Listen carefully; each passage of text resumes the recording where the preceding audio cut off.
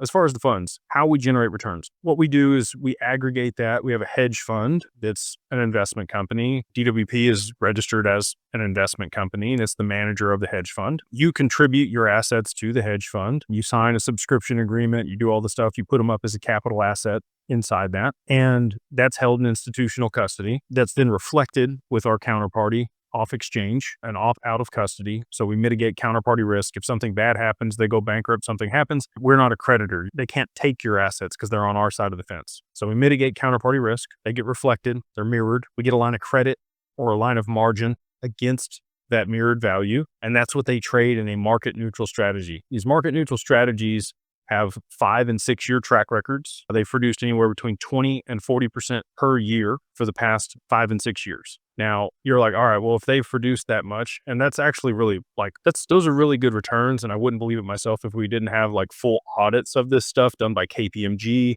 and Deloitte, like the top 4 audit firms. Okay. The tear sheets are awesome on these funds that we have. We get an 80% line of margin against the reflected XRP. And then we only ever trade 40 to 60% of that line of margin. And the reason we do that is to mitigate volatility risk. When we had the crash on 1010, no XRP got called away and nothing bad happened. It worked perfect. And if you could ever have a test of the way that we've structured this to make sure that there wasn't going to be a problem, that was it. So we lost no XRP because that's our number one rule. Our number one rule is don't lose XRP.